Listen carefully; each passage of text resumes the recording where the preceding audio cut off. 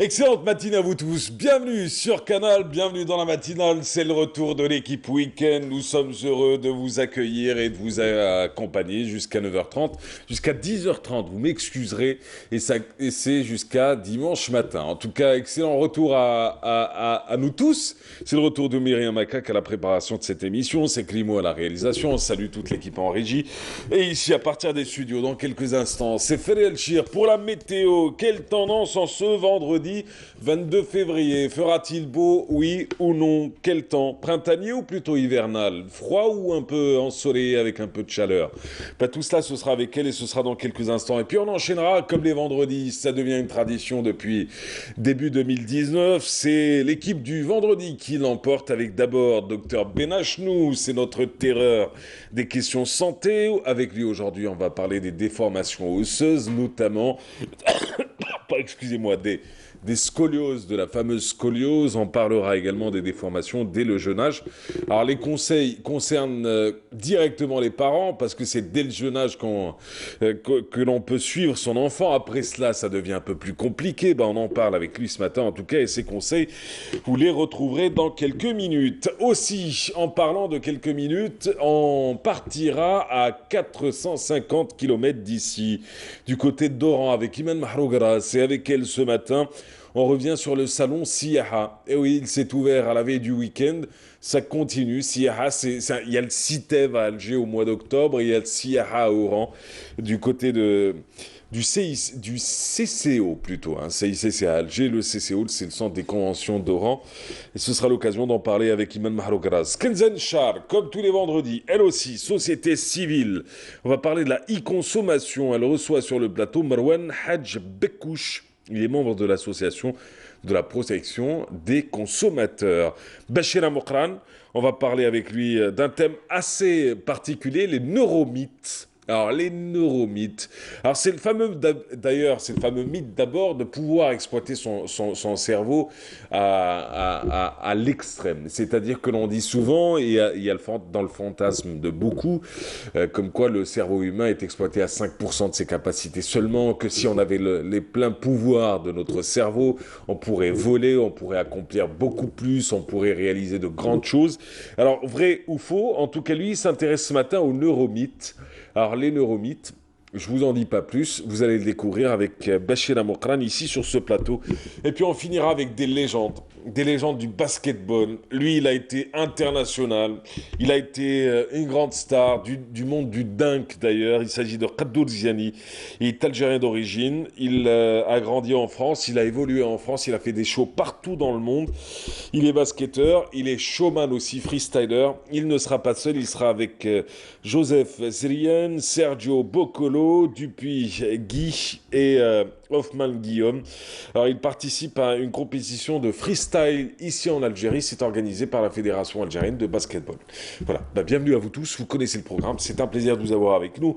Sans plus tarder, comme annoncé, c'est la météo et c'est avec Fede El Chir.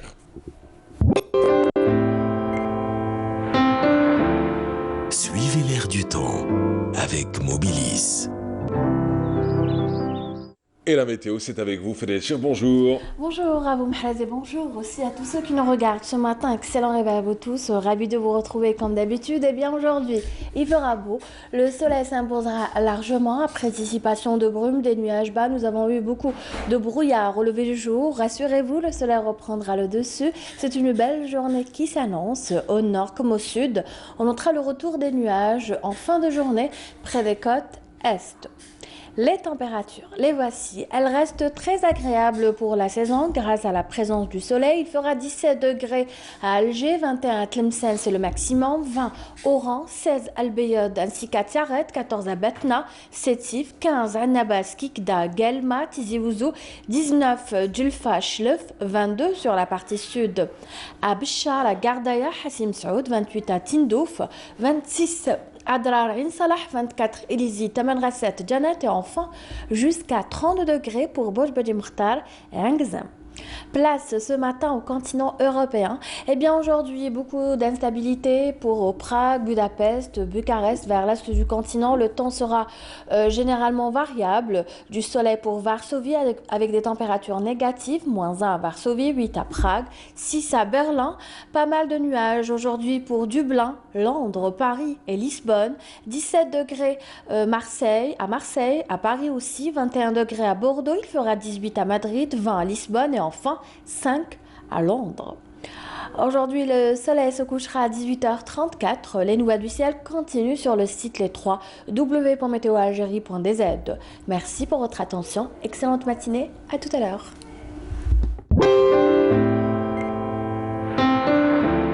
La météo vous a été présentée par Mobilis. Voilà, une belle journée printanière qui s'annonce en ce vendredi 22 février. On part en musique, on se retrouve juste après avec Dr Benachnou. Avec lui, on va parler ce matin des déformations osseuses, les conseils aux parents, comment faire grandir son enfant en bonne santé avec une bonne colonne vertébrale. Les réponses avec lui. Mais juste avant, on va écouter un peu de musique avec le groupe Zer. Et c'est parti, et on se retrouve juste après.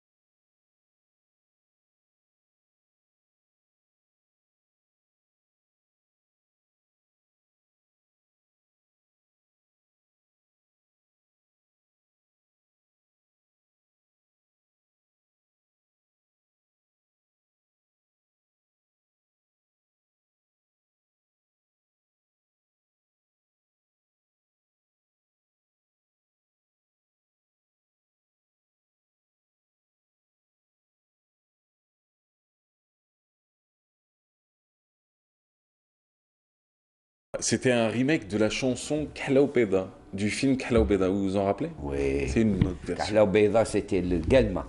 Et- hein? L'équipe de Galma ou la Stef. Stef. ايوه On disait Hamra Beida. Kalaupeda. Kahla Beida. Hamra Beida. Eh, je vous ai laissé une semaine, là, je vous sens pas bien. Non, là, là, je vous c'est- sens pas c'est- bien. Ah non, non, non, ah, je vous dis. Ah, Non, je vous les dis, je vous remakes, sens pas bien ce matin. Je ne sens pas très bien, docteur Benachou, Alors, vous inquiétez pas. alors je vais la- faites ça tout seul, moi je pars. Inapte. Je vous adore. Eh, je le kiffe, ce gars. Il y a Google, là.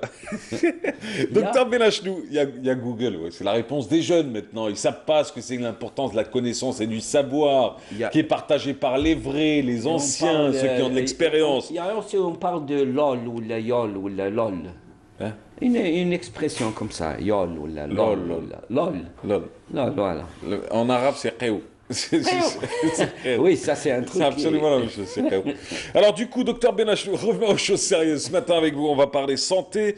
Et vous avez choisi la déformation osseuse. Les déformations. Les osseuses. déformations osseuses. C'est important parce que il faut partir du fait que le corps humain a une base qui est le squelette. Le squelette, c'est l'ensemble de la formation osseuse et avec articulation, tout ça. Il faut considérer ça comme un porte-manteau. C'est ce squelette qui soutient tous les muscles, les tendons qui sont accrochés au niveau des muscles. Donc vous voyez qu'il supporte un poids énorme. Ouais. Deuxièmement, l'os est un organisme vivant, est un matériau vivant. C'est très important. Il subit une croissance en fonction de l'âge, ça dépend, ça monte et ça se développe, surtout chez les enfants. Mais il faut respecter, parce qu'à un certain moment de la vie, cet os-là se raréfie. Si on ne prend pas soin de cet os-là, de le renforcer. Pour résumer, l'os a besoin d'un aliment, entre guillemets, qui est le calcium. Ouais. Wahda. Cependant, et ça les téléspectateurs doivent savoir, parce que chez nous, on a l'habitude, prendre du calcium, c'est bon pour les os. Ça, le calcium ne pénètre dans l'os, ne le renforce qu'en présence de vitamine D. Et entre parenthèses, notre système de santé a prévu de cela il y a des dizaines et des dizaines d'années. On a mis dans le programme de la PMI, protection maternelle et infantile, des doses de vitamine D. Ça, c'est pour les enfants. Parce qu'il y avait une maladie assez grave qui était extrêmement répandue, qu'on appelait le rachitisme, où les os étaient complètement déformés. On le résumait sur la forme d'un thorax de poulet. Les os n'étaient pas assez solides. Deuxièmement, on doit prévenir les parents. Tous les jeunes parents sont fiers de leur premier enfant. Alors qu'est-ce qu'on fait? On le fait marcher. On le fait marcher, on le prend. Et ça, comme l'os est malléable, il n'est pas encore solide, il va prendre les pieds en arc de cercle.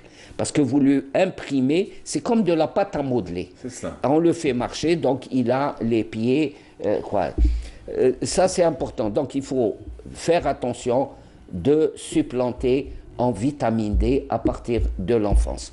Deuxièmement, nous voyons chez les personnes à l'école, surtout à l'école, les écoliers, qui très souvent, du fait de la mauvaise position dans les classes, du fait de mauvais mobilier scolaire, très souvent quand ils rentrent le soir, et surtout le cartable qui est chargé, rentrent le soir à la maison, ils disent « Maman, j'ai mal au dos ».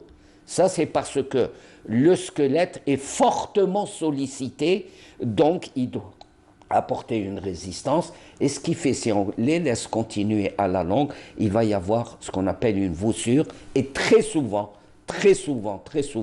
il y a la fameuse scoliose, qui sont des déformations osseuses.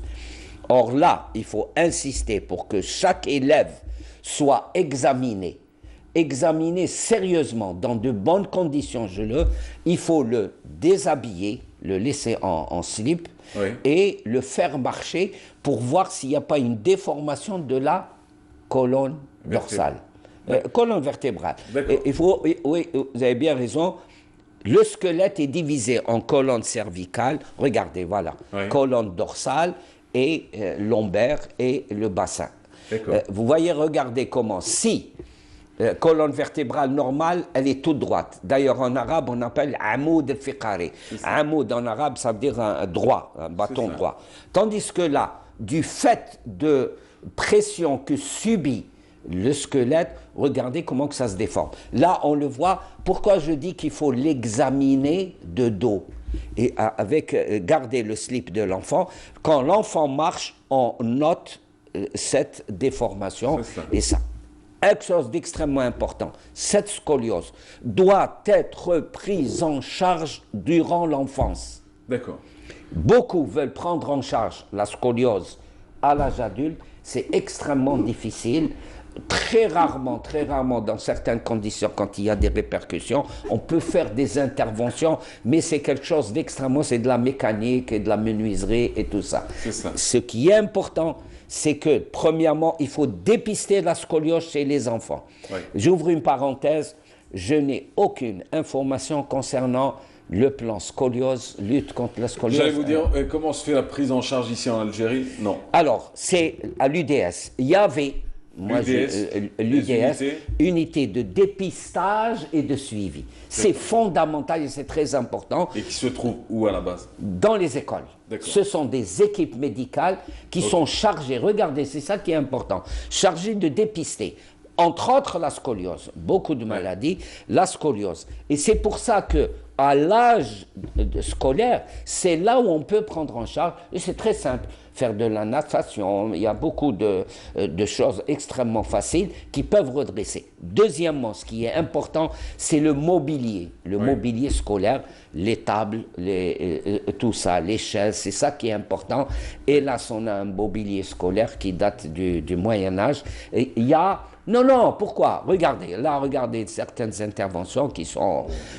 oui, ça c'est trop tard, ça c'est malheureux. Regardez la déformation carrément portée vers la droite. Et là, il faut avoir recours à une opération. Et très important, et très souvent, c'est les gens que l'on voit à un certain âge complètement désaxés. Complètement désaxés. On pouvait éviter cela. Ce qui est important, c'est qu'il faut comprendre que cette scoliose est réparable, entre guillemets, à partir du moment où on prend ça très très tôt, au jeune âge, et on peut le faire. Il y avait un programme, où en étant dans ce programme, il n'y a ni publication, il y a je ne sais pas. Mais c'est extrêmement important et ça a tendance à augmenter. Deuxièmement, j'ai dit que le mobilier scolaire, il y a une chose. Il y a, pour éviter certaines postures vicieuses, on appelle ça des postures vicieuses, il y a une science qui s'appelle l'ergonomie. L'ergonomie, et ça c'est dans tous les, par exemple même dans les lieux de travail, c'est adapter l'environnement pour que le squelette ne souffre pas, pour qu'il n'y ait pas de pression, il n'y ait pas d'impact sur le squelette qui entraîne une déformation. Par exemple, si je suis obligé de rester comme ça, il va y avoir une déformation. On le voit par exemple chez les dentistes qui doivent travailler pour arracher par exemple une dent. Et ils font une certaine stature, Et là parfois ils sont en fin de compte, en fin de carrière, ce sont des gens qui vont se retrouver avec des arthroses, qui vont se retrouver avec des problèmes de lombalgie, qui vont se retrouver avec des problèmes assez méchants. Je crois qu'il est temps de prendre en compte les déformations osseuses. Regardez, c'est là où comment on doit examiner un enfant à l'école. C'est des simples gestes qui se font très bien et qui nous permettent de dépister une scoliose ou une déformation osseuse qui peut être tragique, je dis bien tragique, à l'âge adulte. Et surtout à l'âge adulte, on ne doit pas attendre l'âge adulte. Je crois qu'il faut le faire très très jeune. Et croyez-moi, c'est une pathologie qui est vraiment invalidante. Je dis bien invalidante. Et on voit dans les rues une période extrêmement, pour les femmes, extrêmement vitale, c'est que les femmes doivent se préparer à cause des grossesses répétées et à cause du fait que la femme est soumise à la ménopause. La ménopause, c'est la destruction de son squelette et ça peut entraîner des fractures, beaucoup de problèmes, ostéoporose et ainsi de suite. Merci Dr Benachnou. On l'aura compris, comme annoncé pendant le sommaire, il faut absolument surveiller les enfants, Ouais. ces enfants en particulier, et les emmener, les faire consulter en cas de doute. Grâce sur à un l'UDS, cas. s'intéresser à C'est ça, son en cas enfant et discuter avec le médecin en cas de de- l'UDS. En cas de suspicion Voilà. d'une scoliose. Mais c'est d'une un déformation examen osseuse. systématique. Hein. C'est ça. L'enfant à l'école doit être systématiquement examiné, comme on l'a vu sur les figurines. Je remercie la régie de nous avoir projeté ces Voilà. schémas. Nous, on part à Oran dans quelques instants. On va parler d'un salon. Il s'agit du Siyaha. Alors, le Siyaha, ce sera tout à l'heure avec Yasmine. Avec Yasmine.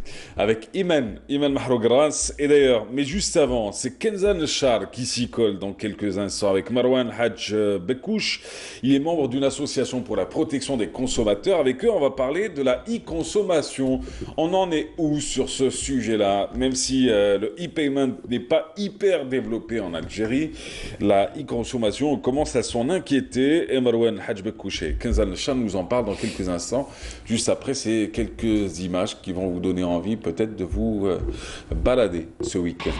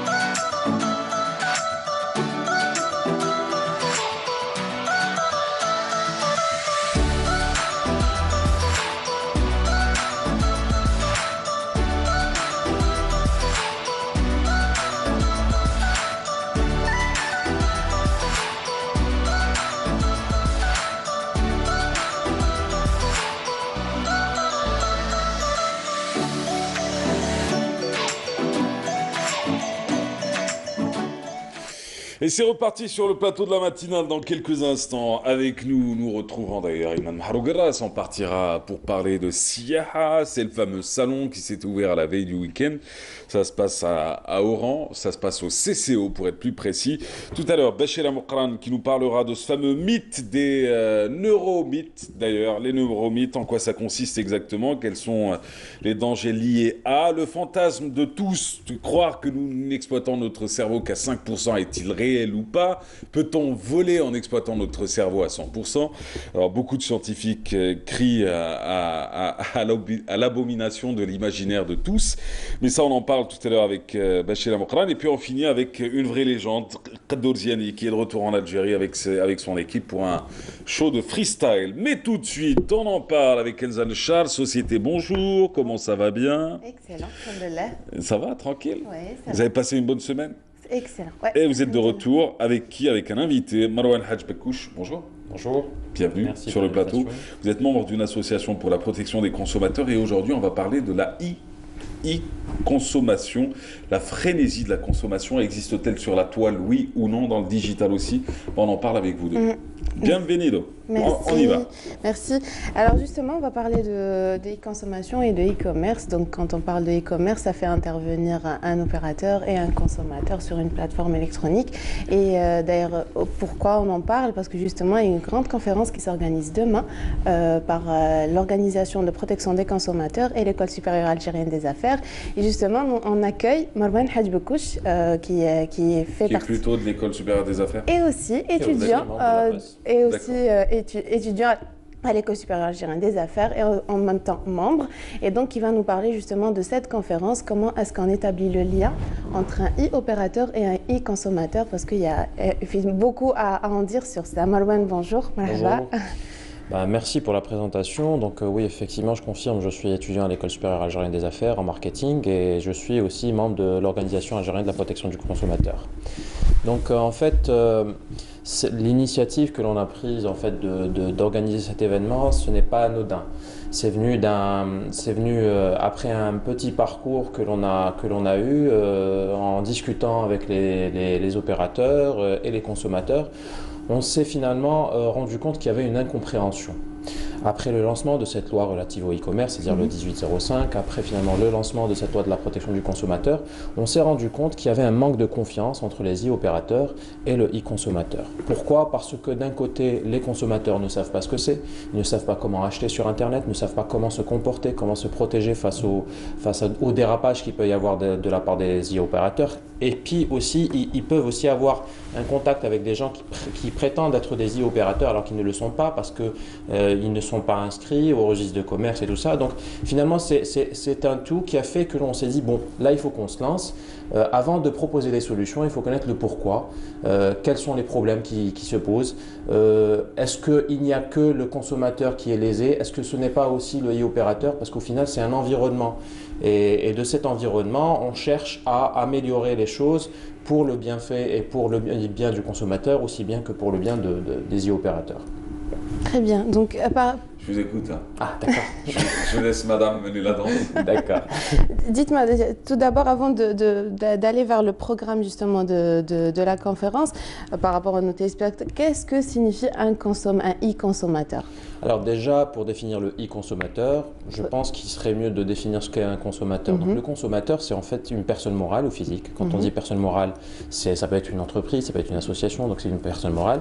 Ça peut être aussi une personne physique, c'est-à-dire comme vous et moi, qui vont acquérir un bien ou service pour son usage personnel ou pour l'usage d'autrui ou pour un animal. C'est-à-dire qu'on achète un bien ou un service d'un opérateur, et on va l'utiliser par contre, non pas pour un usage professionnel, mais pour un usage personnel. C'est ça un consommateur au final, et il y a une loi qui protège le consommateur.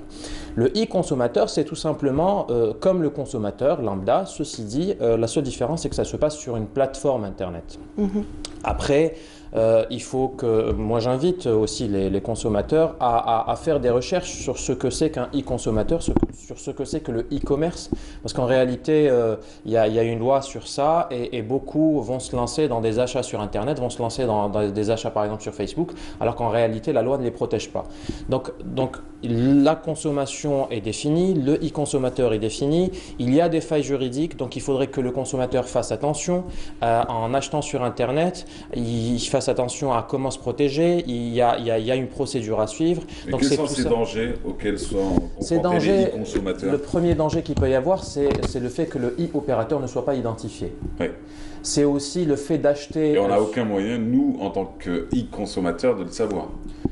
Si, il y a des moyens de le savoir. D'ailleurs, justement, vous me tendez la perche parce qu'on est en train de préparer un guide avec un opérateur, justement, pour préparer le consommateur, pour lui expliquer comment se rendre compte de tout cela, comment se protéger, et dans le cas où il y a des dérapages, comment rester en justice et comment aller vers ces représentants de la société civile, dont nous, Association de protection du consommateur, pour les défendre et pour revendiquer leurs droits, justement.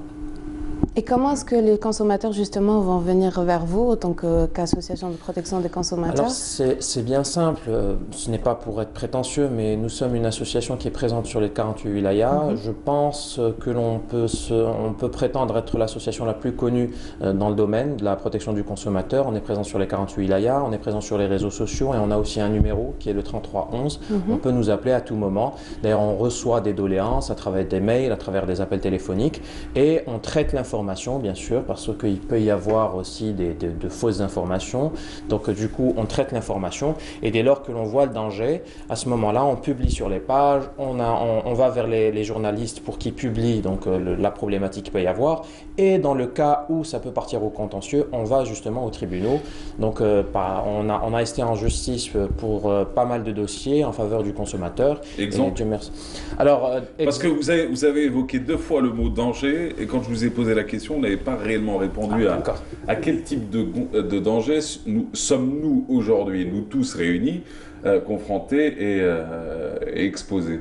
Alors justement, en fait, je voulais éviter de répondre à ça maintenant parce que ça, on va aborder ça dans le programme.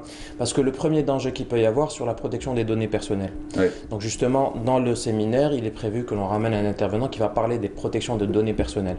Aussi, les dangers, alors je ne sais pas si on peut parler de danger en parlant de ça, mais le fait de commander un produit, si on passe au e-payment, c'est-à-dire si on paye par carte bancaire, si on n'est pas livré.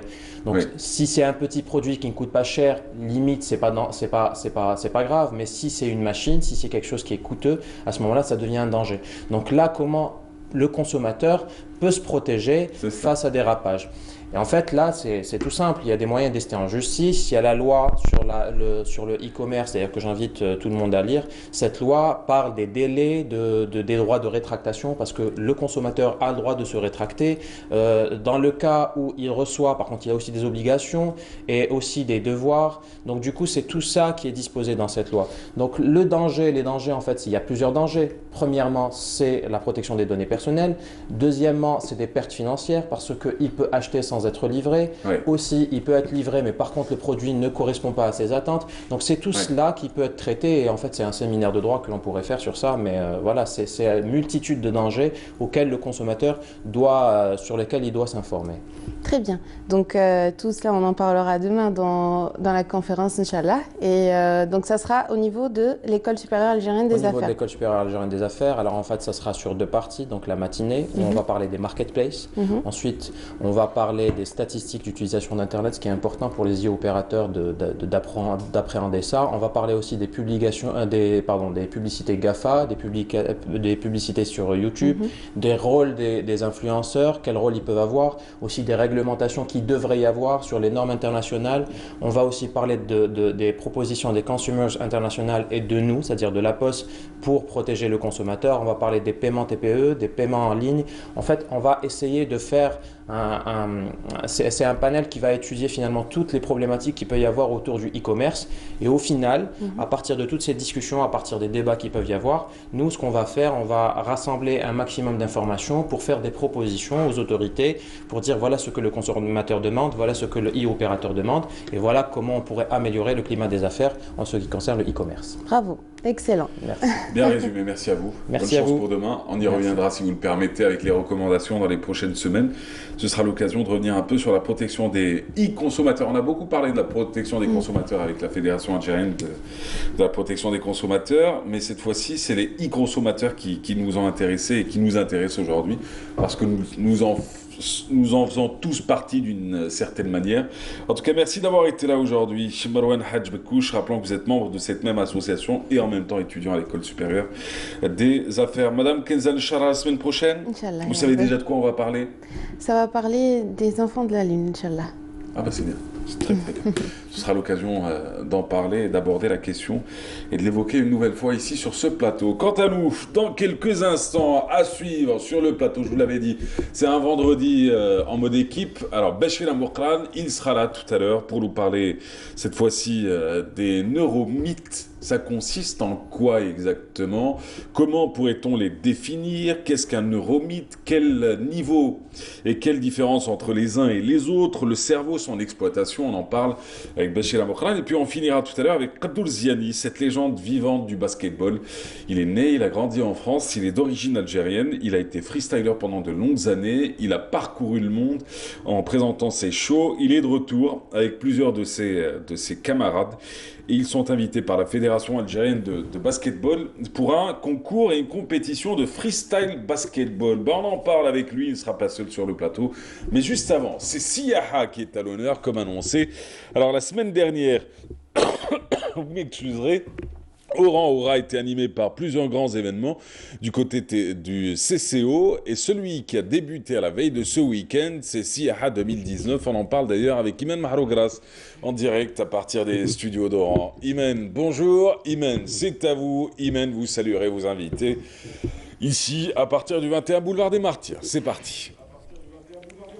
Merci Mahrez, bonjour à vous, bonjour à toute l'équipe de Bonjour d'Algérie qui se trouve à Alger. Bonjour aussi à toute l'équipe de la station régionale d'Oran qui est ici, qui est à pied d'œuvre afin de réaliser ce duplex. Et bien bonjour à vous tous, nos chers amis téléspectateurs. Il est question aujourd'hui de parler effectivement de Siaha en sa 10e édition, mais aussi de décor. Parce que certainement vous avez quand même remarqué, nos chers amis téléspectateurs, que le décor a changé à la station régionale d'Oran.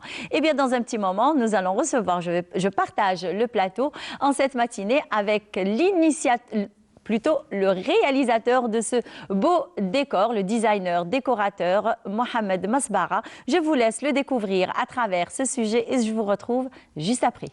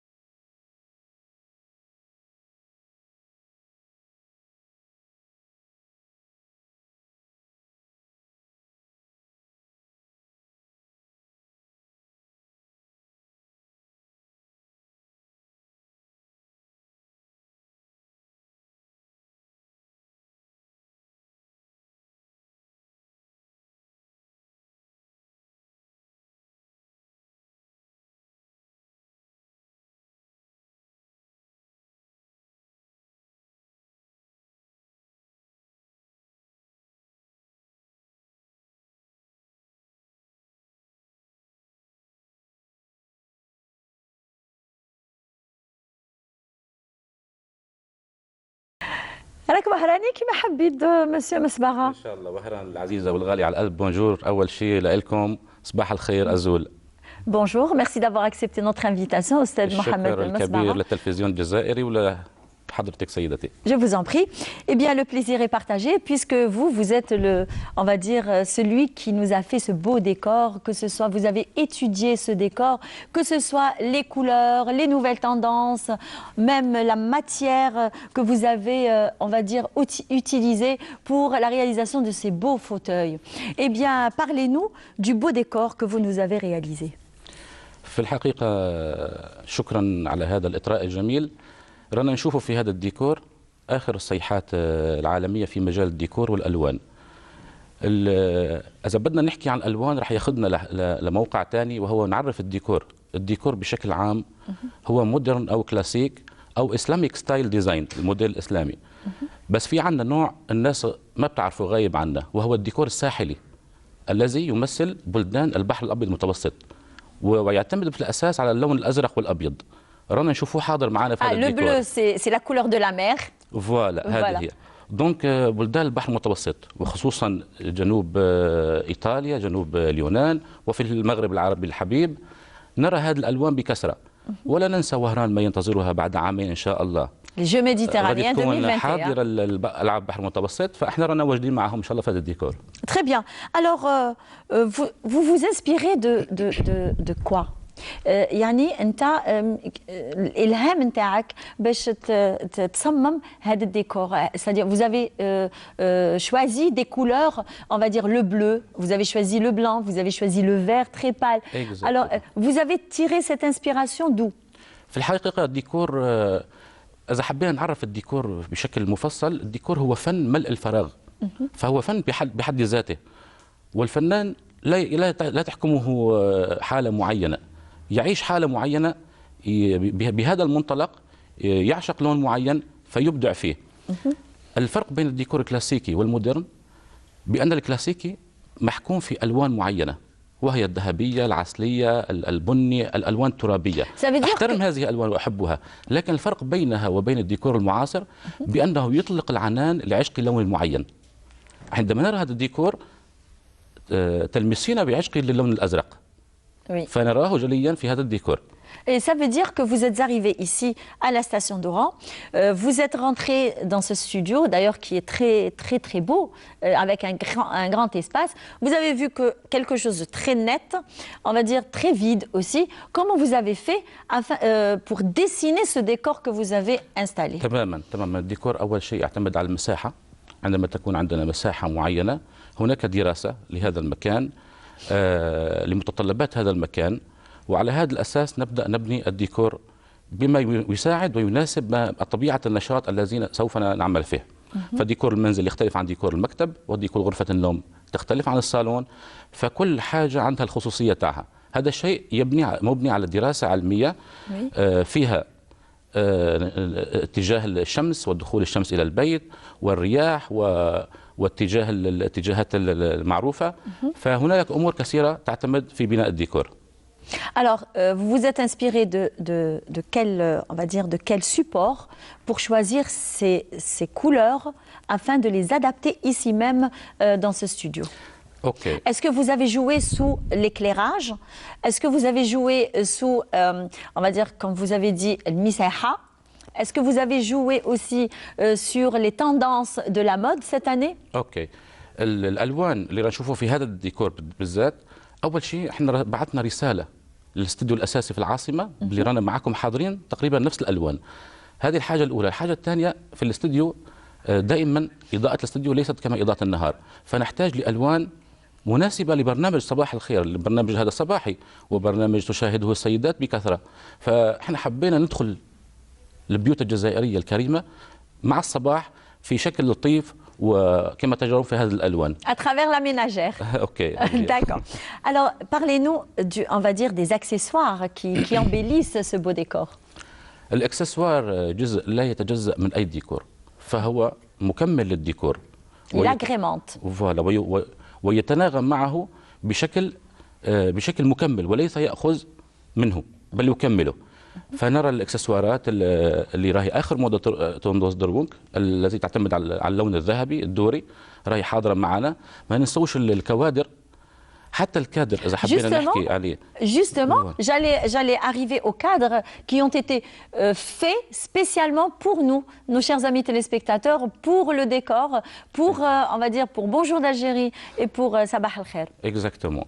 الكادر أو اكسسوار ليس مكانه أن يجمل المكان فقط، بل هو يحمل رسائل. كل حاجة نستعملها في الإكسسوار عندها رسالة ومعنى، إنها تمثل شخصيتي أو شخصية سيدة البيت.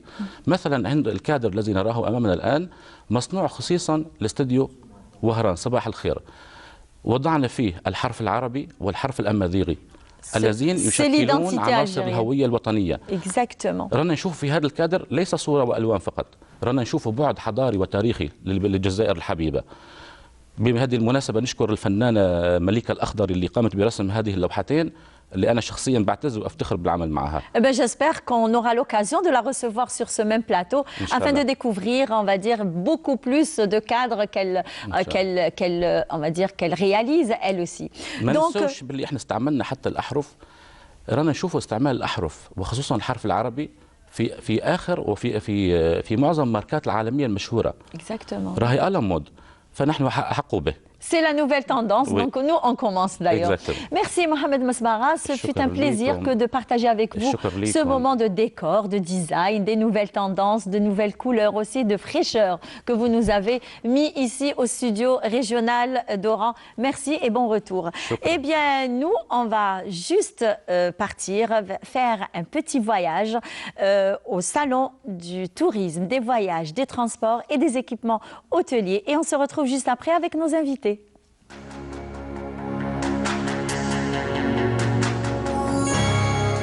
Près de 250 exposants ont dressé leur stand à la 10e édition du Salon international du tourisme, des voyages, des transports et des équipements hôteliers au centre des conventions d'Oran, et ce, du 21 au 24 février.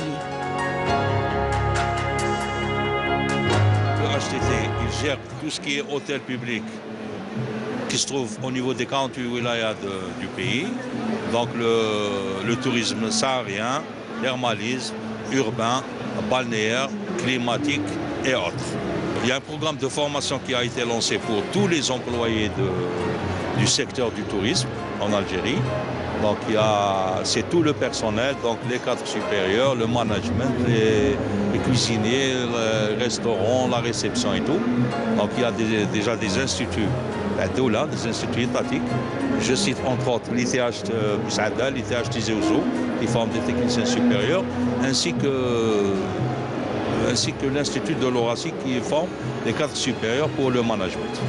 Air Algérie, elle est présente dans cette 10e édition avec un produit promotionnel qui se résume dans une réduction de 55% pour tous les vols d'Alger à l'international. Ce produit il est disponible à travers toutes nos agences dans le territoire national. Air Algérie a récemment inauguré une nouvelle ligne Alger-Charleroi. Il y a un bureau d'études au niveau de notre compagnie qui travaille dans la continuité afin d'ouvrir des nouvelles lignes, notamment l'Afrique. Il y a 3 lignes qui nous intéressent, qui sont Libreville, Douala et le Gabon. ديستنيشن جديدة بالجزائر للتعرف على لبنان، وحابة يجي كل الجزائريين يجي يزوروا لبنان ويتعرفوا على لبنان ويحبوا لبنان وتكون زياراتهم متكررة للبنان. وفوق هيدا الشيء ثاني كمان انه مستقبلا نصير نحن اللبنانية نجي على الجزائر ويصير فيها التبادل السياحي بين البلدين. بدل ما اقول بحبك يا لبنان بحبك يا جزائر واهل الجزائر. Siaha est l'un des événements les plus importants en Algérie dédié au tourisme et un rendez-vous annuel des professionnels du secteur et un lieu d'échange et de partenariat qui favorise les rencontres en B2B. Participation la 3e fois en Algérie, tout ce qui est tourisme international. Donc pour nous, ici en Algérie, pour développer la relation entre les pays Tunis et Alger, et bien sûr pour activer et augmenter bien sûr tout ce qui est communication, marketing sur le marché algérien. Nous avons 3 diplômes de DTS en art culinaire, un 2e diplôme en service de la restauration, un 3e diplôme en hébergement. Nous sommes une école qui est également certifiée par l'école hôtelière de Lausanne. Donc tous nos enseignements, tous nos diplômes sont certifiés par cette école prestigieuse. C'est une formation qui dure 2 ans. Nous avons l'objectif d'aider au développement touristique de la ville d'Oran et de tout l'ouest algérien de manière générale.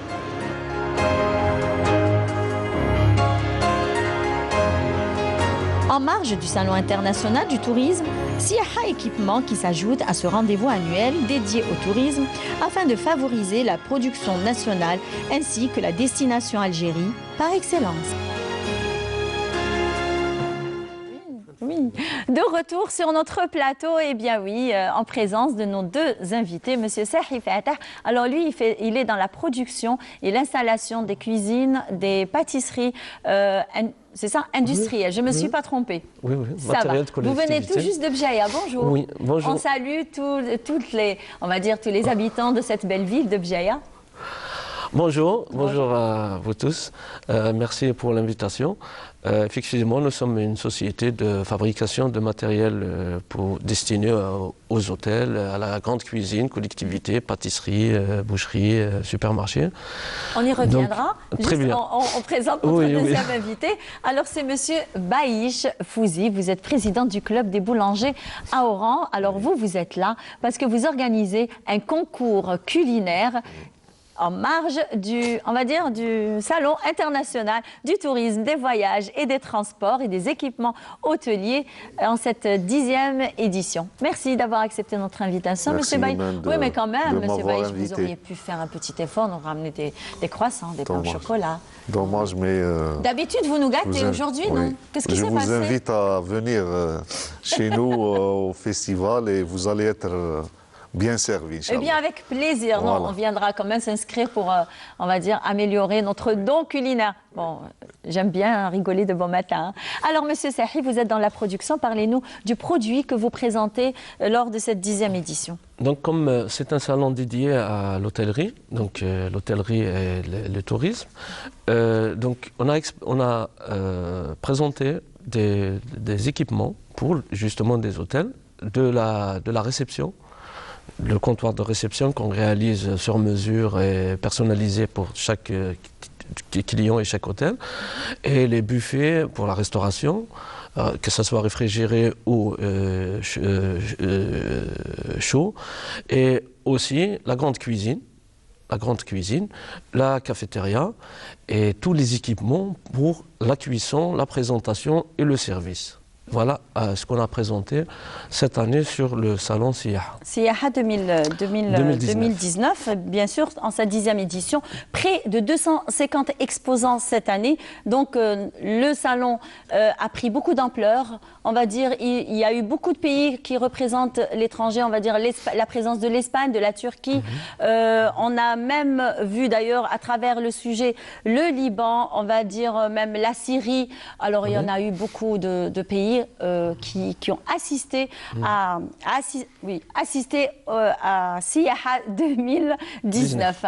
Alors, Fouzi Baïch, vous êtes dans le culinaire, vous êtes président du club des boulangers. Vous organisez un concours culinaire, bien sûr, quand on part dans un pays, quand on découvre les sites et monuments historiques et bien sûr l'art culinaire qui n'est pas absent. Alors, parlez-nous de ce concours. Si on dit le tourisme, il y a même le tourisme culinaire. Et avec M. Daoudi, l'organisateur du Salon international du tourisme, on a pensé à faire un concours, pourquoi pas, avec des shows culinaires pour le public, pour montrer tout ce qui est saveur et tradition culinaire algérienne. Alors, est-ce que vous avez travaillé sur le culinaire traditionnel ou alors c'est du traditionnel revisité? Chaque thème, on parle même sur des thèmes, tout ce qui est traditionnel et du terroir algérien. Et par exemple, dans le concours du meilleur cuisinier, c'est les saveurs sous les thèmes du saveur du terroir. Ou pour la pâtisserie, c'est la gourmandise de maman. Sous des thèmes, on a essayé et les thèmes, il faut que ce soit des mets typiquement traditionnels pour montrer aux étrangers, pour faire goûter les étrangers le savoir-faire algérien en tout ce qui est traditionnel, par exemple couscous revisité, rechta revisité.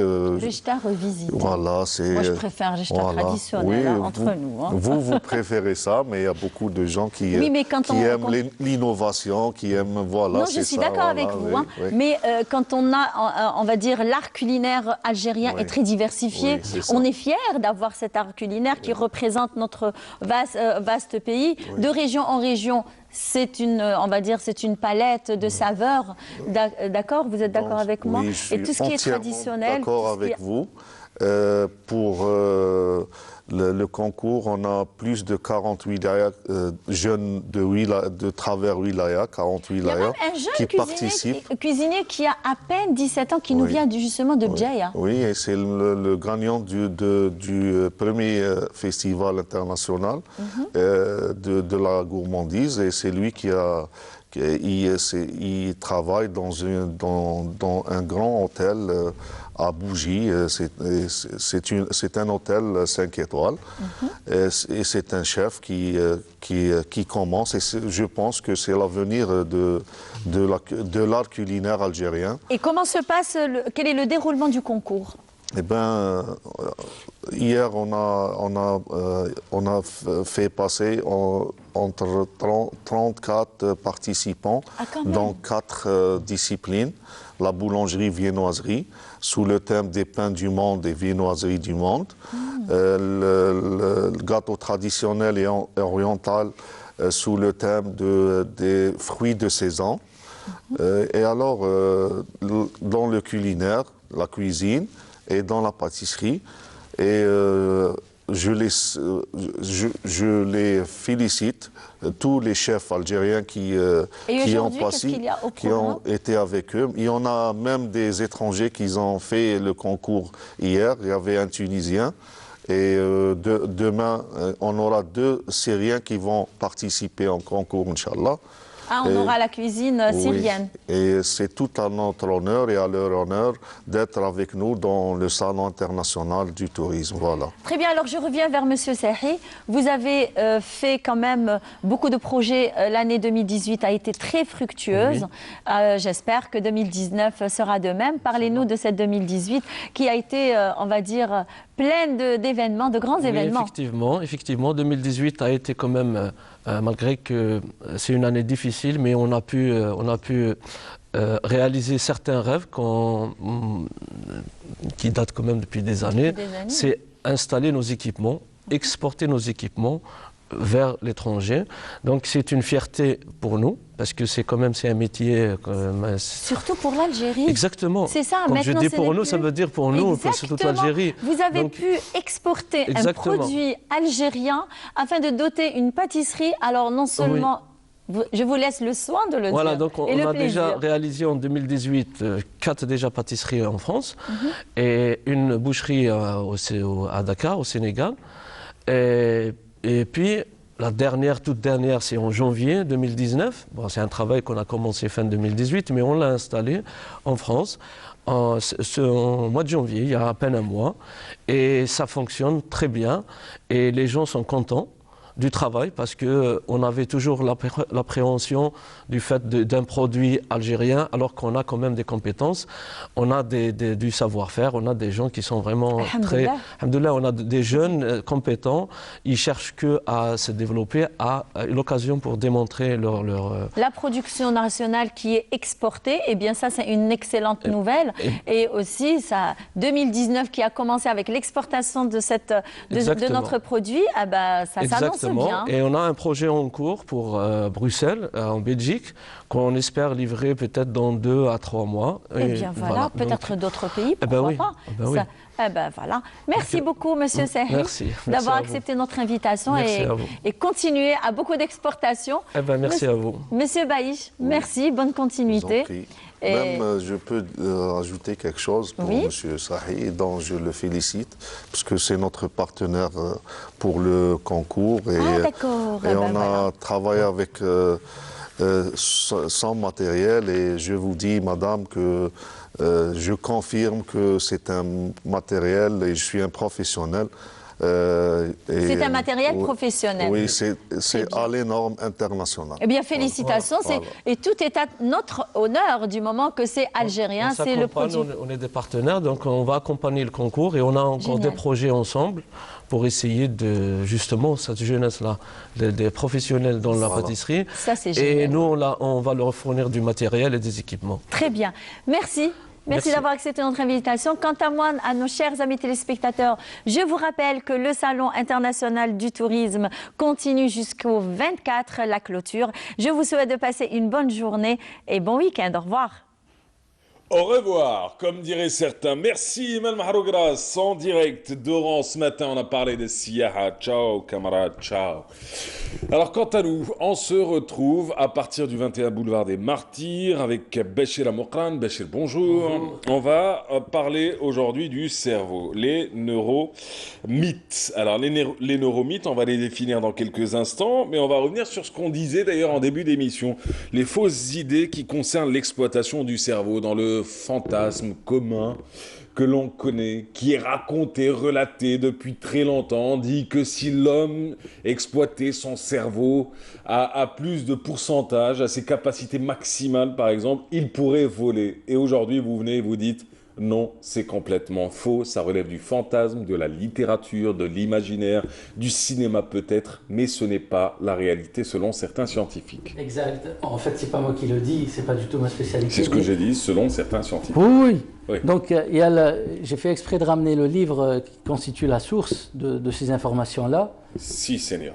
Oui, donc il s'agit d'un livre qui est destiné pour les formateurs et les éducateurs, mais nous allons nous intéresser à une partie seulement de ce livre qui concerne les neuromythes.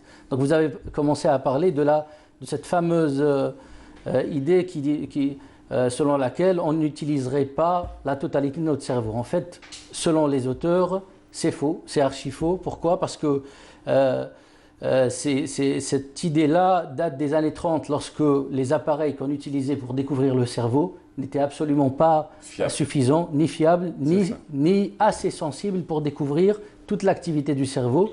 Donc on détectait simplement 10% de cette activité, et à partir de là, ce neuromythe a survécu, et on n'arrête pas de le répéter, surtout qu'il paraît qu'Einstein l'avait dit une fois, que je n'utilise que 10% de mon cerveau. En fait, c'est pas vrai. Selon les études, on utilise la totalité de notre cerveau et de manière simultanée, l'hémisphère gauche, l'hémisphère droit. Donc même en dormant, le cerveau fonctionne pratiquement en totalité. Donc ce n'est pas vrai. Einstein n'a jamais été un spécialiste des questions de neuro et du cerveau. Hein. De toute manière, et même l'intelligence, on ne sait pas ce que c'est en réalité. On a des définitions philosophiques, on essaie de définir ce que c'est, mais ce n'est pas une réalité concrète. C'est une idée qu'on se fait de nos capacités à réagir au monde, etc. Donc le premier mythe, c'est le mythe des 10% du cerveau. Le deuxième mythe qui m'a surpris d'ailleurs, c'est le fait de dire que les femmes, par exemple, peuvent faire deux choses à la fois. Ça, c'est archi faux. Apparemment, il y a une quasi ou un total consensus par rapport à ça. Les scientifiques sont formels. Personne ne peut faire deux choses à la fois. Et si on fait deux choses à la fois, on les fait mal. On ne peut pas se concentrer sur deux choses à la fois, sauf si l'une des deux activités consiste en une activité qui est mémorisée, par exemple marcher automatique, donc ça on peut le faire, mais sinon faire deux choses importantes à la fois qui demandent de la concentration, ça c'est pas vrai. Donc ça c'est le deuxième mythe. Le troisième mythe, c'est l'histoire des hémisphères gauche et droit. Hein? On dit que certaines personnes, toi tu es droit parce que tu es créatif, toi tu es... Ça c'est complètement faux aussi, parce que les deux hémisphères fonctionnent en même temps, tout le temps en même temps. Oui. Non, je vous écoute. Non, mais c'est bien parce que vous êtes en train de faire tomber des mythes. C'est la raison pour laquelle je souris. Très bien, très bien. Alors, et autre chose aussi, le fait de dire que on apprend l'essentiel de notre apprentissage se fait de 3 à 6 ans. Ça aussi, c'est faux. C'est vrai que la plasticité neuronale ou la plasticité du cerveau est plus intense à cet âge-là, mais on apprend vraiment jusqu'à 80 ans, jusqu'à 90 ans, parce que le cerveau garde cette capacité à se modifier, à se modeler en fonction des apprentissages. Donc on voit quand même qu'il y a beaucoup de mythes qui ont survécu, alors que la réalité scientifique, les recherches nous disent le contraire. Et si les mythes survivent, c'est parce que il y a certains magazines qui recherchent le sensationnel, parce qu'une fois qu'une chose est dite, il est difficile de la retirer, par exemple, des médias, il est difficile de la retirer des réseaux sociaux. Donc c'est pour ça que ces mythes-là survivent encore et sont toujours là. Et d'ailleurs, je reprends une phrase qui est dite, je vous coupe pas, hein, je continue un peu. Oui. Les neuromythes sont parmi nous, entre science et pseudo-science, comment les détecter et arrêter de croire aux contes de fées? C'est ce qui est dit. Oui, très bien. Donc c'est une question. En fait, nous ne sommes pas équipés pour les détecter, mais il faut s'en référer. Il faut se référer à des scientifiques, à des praticiens, comme ceux qui ont fait ce livre-là. Donc, Nadia Medjad, Philippe Gilles et Philippe Lacroix. Exact. Donc c'est la seule manière pour nous, en tout cas, qui ne sommes pas spécialistes de la chose, c'est d'aller essayer de voir, essayer de se référer à des spécialistes, à des experts, à des recherches qui sont vraiment très sérieuses. Toutes les informations sur Internet ne sont pas forcément justes. Il y en a qui le sont, mais on ne peut pas dire ça de la totalité. Bachir Morkran, vous venez de faire tomber des mythes aujourd'hui. Du coup, vous accordez quand même du crédit au fait qu'il y ait des gens plus intelligents que d'autres.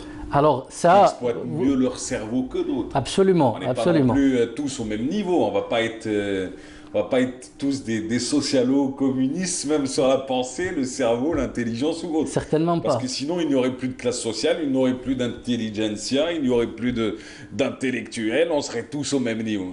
Alors, vous me rappelez un point important, c'est la différence entre l'intelligence de l'homme et de la femme. Certains vous disent que les femmes sont plus intelligentes, d'autres vous disent que les hommes sont plus intelligents que les femmes, parce que leur cerveau est plus grand. Mais en fait, toujours d'après les recherches, il n'y a aucune différence notable en matière d'intelligence. Il y a des différences biologiques, c'est-à-dire la composition du cerveau. Certaines parties sont plus développées que d'autres chez les deux sexes, mais cela. Mais vous accordez qu'il existe des gens plus intelligents que d'autres. Bien sûr, heureusement. Bien les génies existent aussi. Voilà, ceux qui travaillent beaucoup. C'est surtout ceux qui travaillent beaucoup. Et ceux qui ont des capacités de naissance, des capacités biologiques, à ceux qu'on considère comme étant des surdoués. Ça existe, ça aussi. Alors, surdoué, en fait, depuis les années 70, on sait qu'il y a au moins 8 formes d'intelligence. C'est ça. Chacun est intelligent à sa manière. C'est ça. Donc, le footballeur est intelligent, le musicien est intelligent, le dessinateur et l'artiste est intelligent. Donc, 8 formes d'intelligence, ce qui fait qu'il y a une grande diversité, mais on insiste beaucoup sur l'intelligence logico-mathématique, le fameux QI, et l'intelligence langagière, mais en réalité, la vie, c'est pas ça. C'est ça. Il y a des personnes qui réussissent très bien à l'école, mais ce n'est pas un gage de réussite dans la vie, parce qu'il leur manque d'autres intelligences qui sont aussi indispensables. Et les plus surdoués ne sont pas les meilleurs à l'école. Absolument. Oui, absolument. Et en fait, il y a une théorie qui dit que lorsqu'on est major de promo, par exemple, ça veut dire qu'on se réprime trop. Ça veut dire qu'on va avoir des notes dans tous les modules. Et ce n'est pas forcément une bonne chose. Alors qu'une personne qui serait moyenne à l'école, c'est une personne qui aime certains modules et pas d'autres, et qui va garder une flamme, même après la fin de ses études. Donc elle va garder cette passion qu'elle a su créer grâce à son intérêt pour quelques modules. Et à partir de là, donc elle va continuer à apprendre de cette manière. Alors du coup, on va voir une petite image qui vous est choisie d'ailleurs par notre ami Krimou. Krimou, les neuromythes, c'est les rats de labo qui peuvent développer ce genre de théorie. Et j'avais préparé un texte que j'avais lu d'ailleurs qui parlait des neuromythes. Alors les neuromythes sont une classe spécifique de croyances concernant le fonctionnement de notre cerveau, bien que caché dans notre boîte crânienne, notre cerveau est constamment sous nos yeux. Il se manifeste dans chacun de nos gestes, comportements, dans chacune de nos perceptions, pensées. Or, en dépit ou peut-être en raison de cette intimité, le regard que nous portons sur notre cerveau est souvent trompeur. Des mythes sur les capacités extraordinaires du cerveau. On en a parlé ce matin avec vous aujourd'hui. Merci beaucoup. C'était un plaisir. Vous revenez la semaine prochaine ou vous revenez en mars? Celle d'après. Celle d'après, oui. D'accord. On finira le mois sans vous. Oui. C'est triste. C'est tristement. Merci. Il est content. Alors, je vous rassure, vendredi prochain, on sera déjà en mars. Parce que vous savez que cette année... Ah bah oui, le 28. Voilà, ok. Bah oui. C'est un mois court, quand même. En tout cas, c'était un plaisir. Merci beaucoup. Je vous souhaite bonne chance dans votre semaine. Merci, à vous aussi. Et excellent week-end.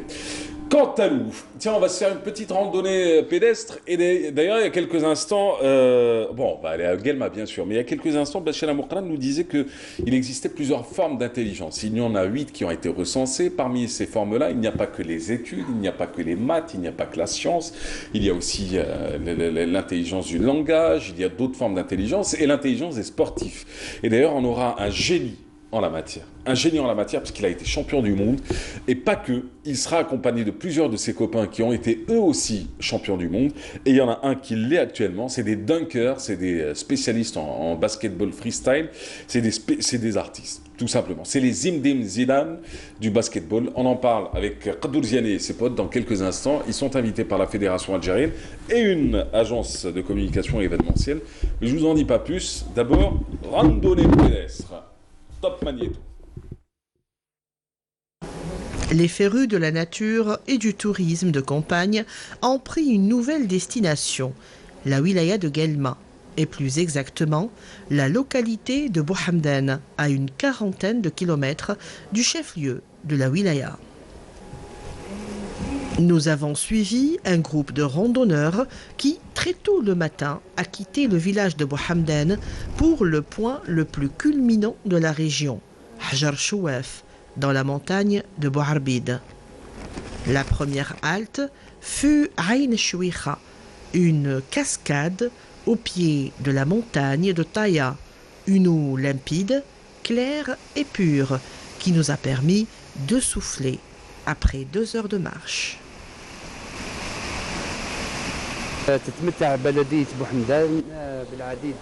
La région de Bouhamdan a un grand potentiel touristique.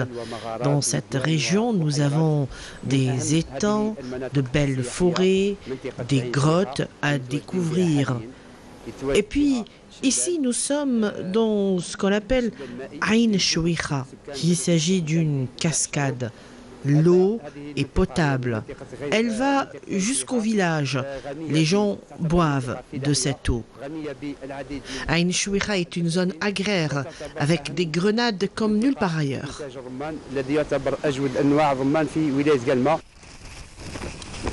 Nous avons continué notre randonnée pédestre.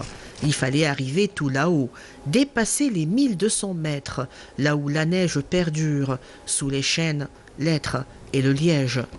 La vue est imprenable, la nature luxuriante, et enfin, Hajar Chouef, une roche sur laquelle siège un ancien point de garde qui date de l'époque coloniale. De tout là-haut, une vue de 360 degrés, où 6 wilayas limitrophes de Guelma se dessinent aux horizons. Les randonneurs ont eu droit aussi à un barbecue avant de quitter la montagne, reprendre notre chemin et laisser les hauteurs au brouillard.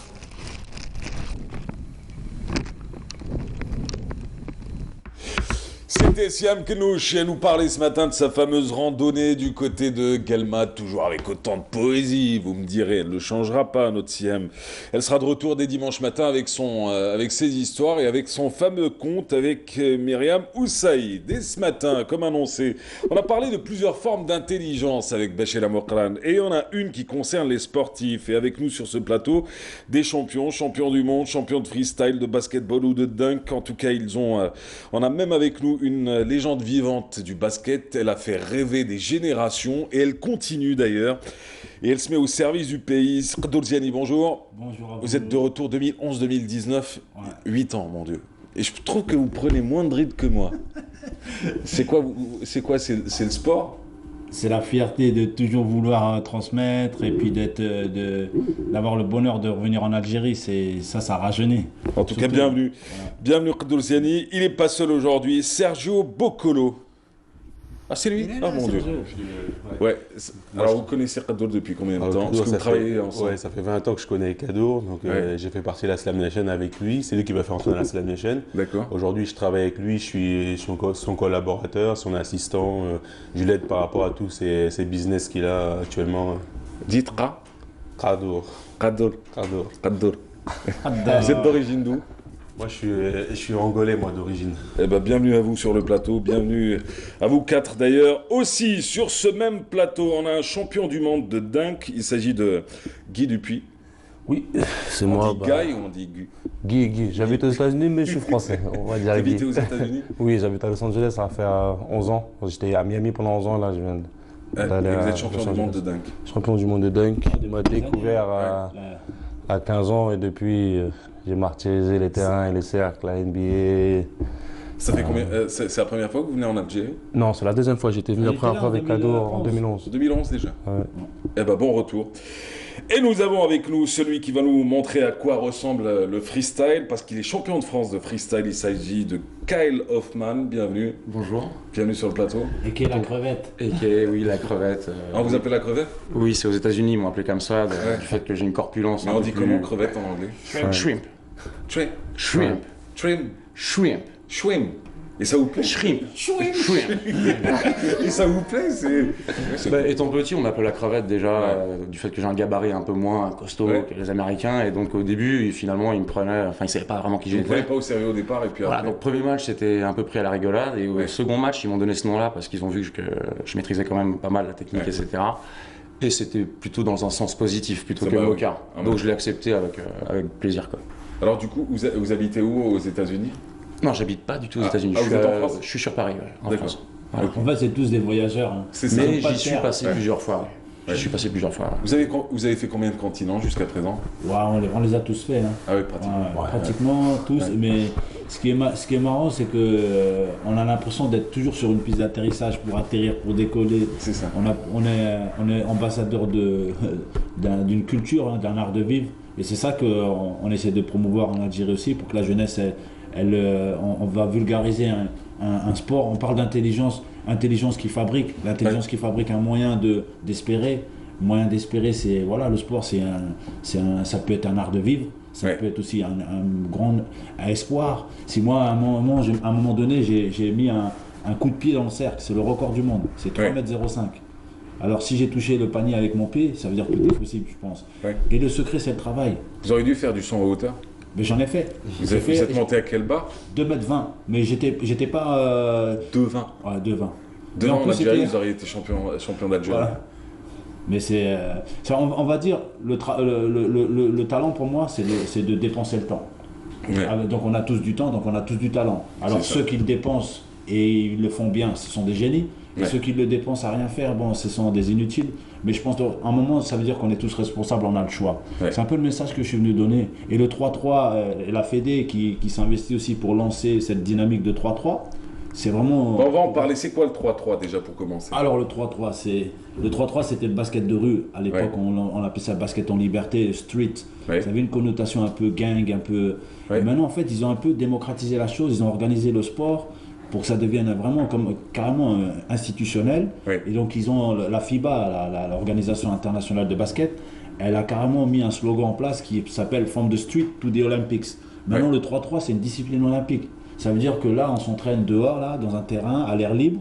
On peut représenter son pays, avoir une médaille d'or et faire... mais quelle est la différence avec le 5-5? C'est un demi-terrain, il y a 3 personnes contre 3 personnes. C'est plus de spectacle, plus de show? Non, c'est un match, c'est game, c'est un match, c'est voilà quoi. Sauf que là, on avait tout un terrain complet au 5-5, là on efface, on garde un demi-terrain, 12 minutes, et en 12 minutes, le premier arrivé à 22 points, c'est plus intense quoi. Ah ouais, c'est très intense. Et en plus, les 3 points, ça compte 2. Et c'est 1 point et 2 points, donc il n'y a pas de 3 points. C'est ça. Donc ça va très très vite, ça ressort, on doit ressortir à chaque coup de la raquette. Et vraiment c'est intense, c'est ce qu'on a besoin. Il y a aussi du spectacle. Hein. Et autour de ça, on a l'entertainment. Entertainment, donc l'interactivité, donc le spectacle, d'où il y a les plus de bunkers. proximité d'un coup. Exactement. Alors du coup, vous dites, avec la Fédé, vous ramenez cette discipline en Algérie parce que vous dites que les cartes sont redistribuées pour tous les pays. C'est ça. Et on peut facilement se retrouver au JO. La clé, c'est que le critère pour se qualifier au JO, c'est d'organiser le maximum de tournois. Au nombre de tournois, le pays est qualifié. C'est pour ça que sur la plateforme de la FIBA, qui enregistre tous les tournois, on peut s'enregistrer avec la fédération ou hors fédération. C'est-à-dire que là, avec nos amis avec lesquels je travaille en Algérie, qui s'appelle Private Event. Alors, il y a la Fédé d'un côté et Private Event de l'autre. Voilà, c'est-à-dire que toutes les organisations on peuvent organiser des 3-3 sans être, on va dire, homologuées par la fédération, mais cotisent aussi pour le ranking, le classement général pour le pays. C'est-à-dire que tout le monde, s'ils ont des sponsors, ils peuvent contribuer à ce que l'Algérie soit qualifiée pour les Jeux Olympiques. Donc, alors vous dites les Roumains sont qualifiés. La Roumanie, elle, on dit Roumanie, mais ils sont très au top. Parce que la Roumanie, c'est elle qui organise les World Tours, tous les championnats d'Europe pour la FIBA. C'est-à-dire c'est toute cette logistique que eux on maîtrise depuis des années. Ils sont sur le 3-3. Et ils ont cette méthodologie et tout ça. Et ces personnes aussi qui s'appellent Sport Arena, je les ai invités aussi en Algérie. Avec qui vous travaillez depuis toujours. Voilà. Donc ils vont rencontrer la fédération, ils vont rencontrer le ministre des Sports, ils vont rencontrer aussi nos amis de Private Event. Donc on va essayer de transférer la technologie pour essayer au maximum d'optimiser. Mais ça donne quoi chez le public? Parce que vous avez commencé hier et ça continue aujourd'hui encore à la Coupole.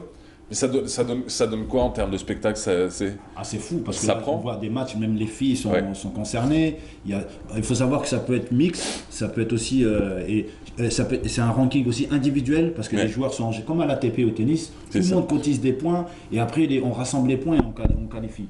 Et en fait, en termes de spectacle, c'est magnifique parce qu'on a, au milieu de chaque match, on a des interventions de freestyle, ça peut être un peu de tout. Hein, ça peut être, après nous, on est là, il y a le concours de dunk, et il ne faut pas oublier qu'il y a des prize money, ça veut dire que c'est récompensé par de l'argent. C'est ça qui est motivé, aussi, qui motive tout le monde à venir participer parce que ça devient aussi une source pécuniaire aussi. Hein. Les gens peuvent gagner de l'argent. Il y a du spectacle, les gens viennent en famille, aiment voir Guy Dupuis hier, il a dunké par-dessus, tout le monde a participé. Voilà quoi, à un moment il n'y a plus de spectateurs. On essaie vraiment de responsabiliser les gens. Pas quoi. J'avais des formules hier, on n'est pas spectateur, on est acteur. Même le président de la Fédé, M. Slimani, a participé et a porté la balle pour Guy et Guy a dunké et c'était magnifique. Il y avait des petits enfants. Qu'est-ce qui fait les qualités d'un bon dunker quand on est champion du monde? Tout gagner. Hein? Tout gagner. Tout gagner. Faut gagner, faut travailler. Non, tu fais comment? Moi aussi j'ai envie de gagner, mais tu gagnes comment? C'est être créatif, travailler.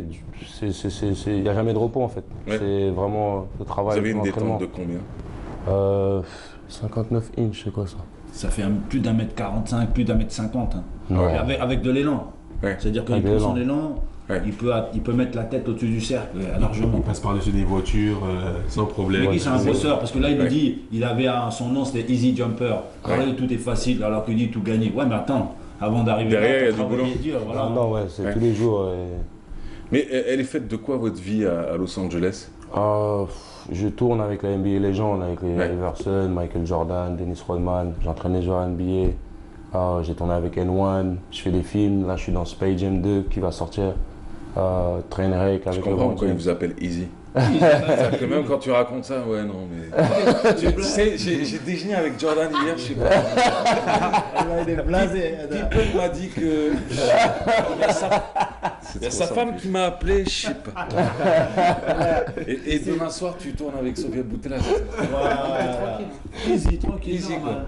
Non, c'est cool. Il est blasé, le mec. Non, mais ce qui est bien, c'est que. Non, au contraire, c'est qu'il y a un côté plus accessible qui fait rêver les jeunes. C'est pas celui qui va éviter de dire des choses, mais c'est celui qui les dit avec facilité qui fait rêver. Il faut rester terre à terre, c'est bien, tu vois, parce que terre à terre, mais pas dans votre pratique, quoi, parce que vous avez passé beaucoup de temps dans les airs. Faut dire que tu as un parcours atypique quand même. C'est ça.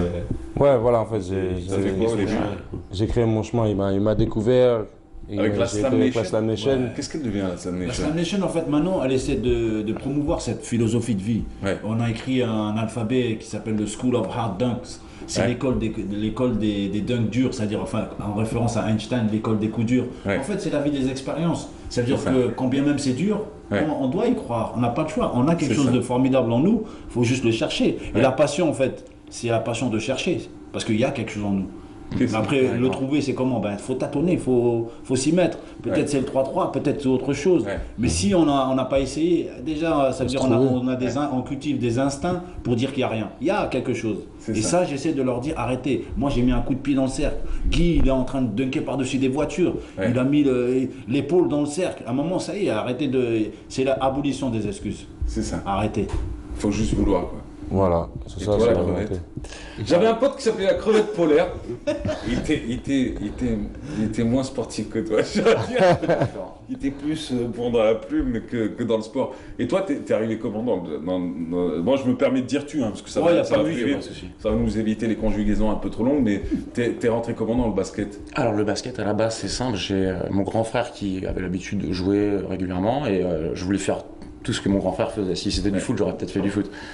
Et mon unique but au début, c'était de le battre en fait. Mais bon, j'avais du mal, j'essayais d'apprendre à tirer, etc. Et un jour, on a acheté le coffret collector Michael Jordan. Et là, j'ai commencé à développer une vraie passion. Et du coup, j'étais très observateur, c'était à l'époque des VHS. Et le fait de faire pause et avance rapide. Et j'analysais énormément les appuis, c'est comme ça que j'ai appris. Je me suis vraiment construit seul avant d'après m'inscrire en club et développer une réelle passion pour la discipline. Mais sinon, à la base, je voulais battre mon frère. Et ça a pris des années. Après, tu as fini en champion de France. Et après, finalement, donc en club, ça se passait très bien. Et j'ai découvert donc les Américains. Il y avait aussi la Slam Nation qui me passionnait, mais j'étais pas trop dans le dunk. Et petit à petit, j'ai commencé à vraiment adorer ce milieu street art qui utilise à la fois les bases du basket, mais qui va créer plus de spectacles, plus de show, quelque chose de avec plus plus beau, de liberté, etc. Voir un joueur danser et en même temps se rapprocher de son défenseur et créer ce genre d'ambiance, ça m'a fait tilt tout de suite. Tu peux nous faire un petit quelque chose? Bien sûr, un petit mouvement. Bon, c'est un petit studio, c'est pas grand chose, mais fais-nous juste rêver parce que ça continue aujourd'hui à la coupole et ça donnera envie à un maximum de monde d'y aller, en tout cas en face des autres. Après, il faut savoir, c'est quelqu'un qui vit avec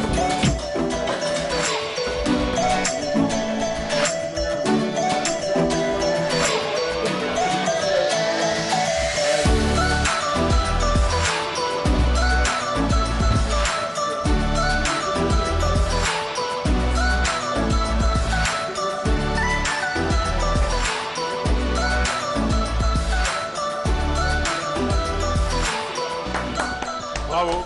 Il y a un petit raté au début, le plateau est petit, mais voilà. Non, c'est très bien. Je suis content. Si vous avez un stylo d'ailleurs, c'est un petit truc. Ah, le coup. Ah, moi j'aime bien celui-là. Vous avez déjà fait ça. C'est la spéciale.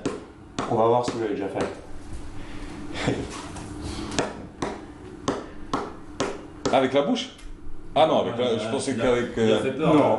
Ah, je me suis dit, comment ça c'est étape par étape. D'accord. Le phoque. Là, il s'agit juste de tenir le stylo et d'essayer de se sentir à l'aise, sans trop bouger.